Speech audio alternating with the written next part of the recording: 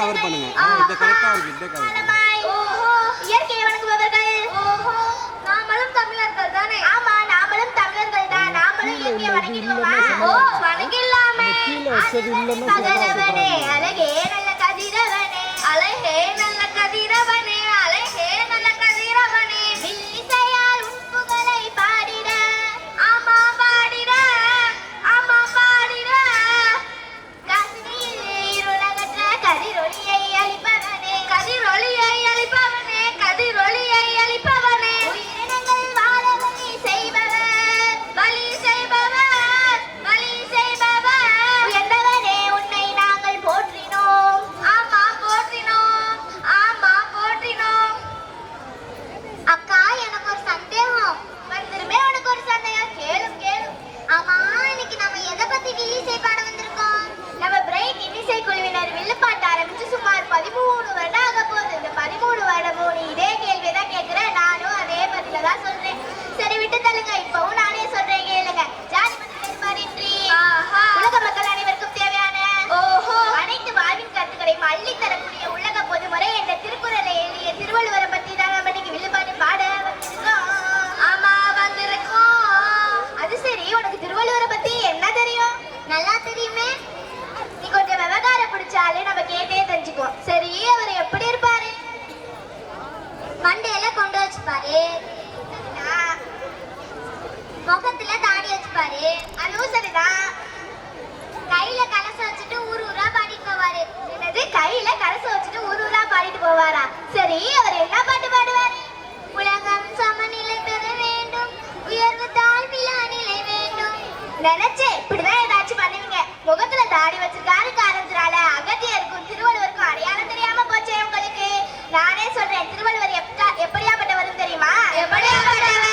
அறநெறியை எடுத்துரைக்க முகவரியை தந்தவரா தமிழுக்கே பெருமை சேர்த்த வள்ளுவரா. ஆமா வள்ளுவரா. ஓ இப்படியாப்பட்டவரா இவரே? ஆமா.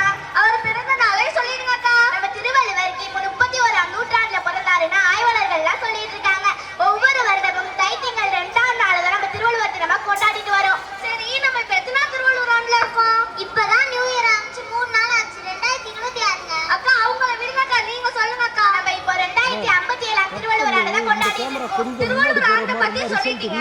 ஆமா சொல்லியாச்சு. திருவள்ளுவர் திருக்குறளை சொல்லிருங்கக்கா. அதை நீங்களே சொல்லிருங்க. நாட்டை ஒருங்கிணைக்கும் மோரல்லாம் மிக படைக்கும் நாட்டை ஒருங்கிணைக்கும் மோரல்லாம் மிக படைக்கும் ஈரடி வெண்பாவில் தத்துவங்கள் குறைந்திருக்கும் ஈரடி வெண்பாவில் தத்துவங்கள் குறைந்திருக்கும் குரலோ மிக சிறிது விழுமியமோ தவ பெரிது குரலோ மிக சிறிது விழுமியமோ தவ பெரிது சிந்தனையை விரட்டும் புது வாழ்வுதனை படைக்கும் சிந்தனையை விரட்டும் புது வாழ்வுதனை படைக்கும். இப்படி உலக மக்கள் அனைவருக்கும் தேவையான அனைத்து கருத்துக்களையும் முப்பால்களை அடக்கி சொல்லிட்டாரு நம்ம திருவள்ளுவர். சரி உனக்கு முப்பால்னா என்னன்னு தெரியுமா? ஆவிப்பா தெரியும் ஆவிக்காப்பா தெரியும். அங்கதான் சிஸ்டம் ஞாபகம் வந்துருச்சு. முத்தமிழ்னா 3 தமிழ். சரிதான். முக்கடல்னா 3 கடல். அதுவும் சரிதான். அந்த முப்பால்னா 3 பால் தானே. சரியா சொன்னீங்க. அது என்னன்னு நீங்களே சொல்லுங்களே. ஆட்டுப்பால் மாட்டுப்பால் எருமைப்பால். அட எருமை இல்ல எருமை பால் இல்லன்னு சொல்ல வந்தேன். அக்கா நான் சொல்றேன்க்கா. பால்னா அறத்துப்பால் பொருட்பால் காமத்துப்பால். சரியா சொன்னீங்க. அறத்துப்பால் 38 அதிகாரமும் பொருட்பால் 70 அதிகாரமும் காமத்துப்பால் 25 அதிகாரமும் மொத்தம் 133 அதிகாரத்திற்கும் ஒவ்வொன்றிற்கும் 10 பாடல் வீதம் 1330 திருக்குறள் இந்த உலக மக்கள் அனைவருக்கும் தேவையான அனைத்து கருத்துக்களும் சொல்லிட்டாரு நம்ம திருவள்ளுவர். சரி நம்ம திருவள்ளுவர் 1330 திருக்குறளுக்கும் பொருள் எழுதியிருக்காரு. ஏதாச்சும் ஒரு பொருள் தெரியுமா? என்னப்பா இப்படி கேட்டீங்க? எல்லா பொருளும் எனக்கு தெரியும். சரி ஏதாச்சும் ஒரு பொருள் சொல்லுங்க. இந்த பொருளை நான் எங்கேயோ கேட்டிருக்கேனே. நீங்க ரொம்ப சிந்திக்காதீங்க. அவங்க மிமிக்ரி பண்றாங்கன்னு அவங்க சொந்த கொள்ளலாம் பேசுறாங்க. என்னது நீ கிண்டல் பண்றீங்களா? இல்ல அக்கா அவங்கள விடுங்கக்கா. நம்ம கதைக்கு வாங்கக்கா. இப்படி தன்னுடைய வாழ்க்கையை ஒரு கலங்கரை விளக்கமாக சித்தரிச்சு காமிக்கிறாரு நம்ம திருவள்ளுவர். எப்படிப்பட்ட வாழ்க்கையை சித்தரிச்சு காட்டியிருக்காரு நம்ம திருவள்ளுவர்? சொல்றேன் கேளுங்க. நம்ம திருவள்ளுவர் ஒழுக்கத்தை பத்தி பேசும்போது ஒரு மனிதனுக்கு உயிரை விட ஒழுக்கம் தான் மேலானதுன்னு சொல்லியிருக்காரு நம்ம திருவள்ளுவர். ஒழுக்கம்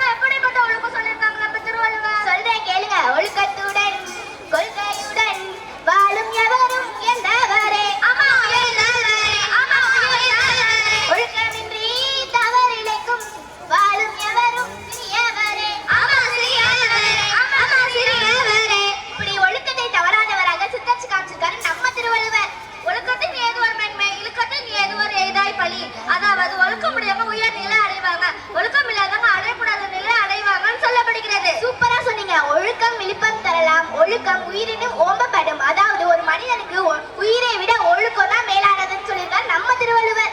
ஆனா இந்த காலத்துல ஒழுக்கம்னா எந்த கடையில இருக்குன்னு கேக்குறாங்க. சரி, அது ஒரு பக்கம் இருக்கட்டும். அதுவும் சரிதாங்க. இப்போ வன்முறைன்ற காலம் பாலியல் உட்படுமே அதுக்கு பக்கம் நடந்துகிட்டு இருக்கு.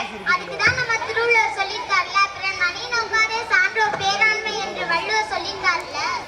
சரி, நம்ம திருவள்ளுவர் ஒழுக்கத்தை பத்தி மட்டும் சொல்லல, அன்பையும் பத்தி சொல்லியிருக்காரு. அன்புனா எப்படியாப்பட்ட அன்புன்னு தெரியுமா? எப்படியாப்பட்ட அன்பு?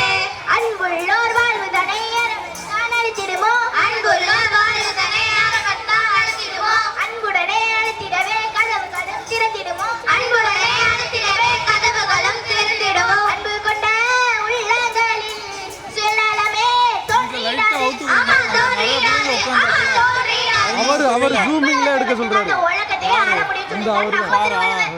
அன்பிலார் எல்லாம் தமக்குரியார், அன்புடையவர் என்போம் பெரியார் உரியர் பிறர்க்கு. அதாவது அன்புடையவங்க எல்லாத்தையும் பொதுவா நினைப்பாங்க, அன்பில்லாதவங்க தமக்கே உரியதுன்னு நினைப்பாங்க. அட, நம்ம திருவள்ளுவர் ஒரு பொதுவுடைமைவாதின்னே சொல்லுங்க. நான் சொல்லவா? அறத்திற்கே அன்பு சார்பு என்பார் அறியார், மரத்திற்கும் அதே துணை. கல்வினா எப்படியாப்பட்டது தெரியுமா? எப்படியாப்பட்டது? கல்வி ஒன்றே வாழ்வில் உயர்வளிக்கும். ஆமா, உயர்வளிக்கும். ஆமா, உயர்வளிக்கும். ஐயா வெளியில வெளிவரும். ஆமா, வெளிவரும். ஏன் பேனல் இப்படி மாற அழகா தெரியுது? இந்த பக்கம் சூப்பரா தெரியுது. செல்வம் அச்செல்வம் செல்வம் பேக்ரவுண்ட் இதா இருக்குனால. இப்படி நம்ம திருவள்ளுவரை சிறப்பிக்கும் விதமாக சென்னையில வள்ளுவர் கோட்டை வச்சிருக்காங்க. அதுக்கப்புறம் கன்னியாகுமரியில 133 அடியில சிலை வச்சிருக்காங்க. அது மட்டும் இல்ல, மாணவர்களுக்கு நிறைய போட்டி அமைத்து அவங்களுடைய திறமையை வெளிப்படுத்துறாங்க.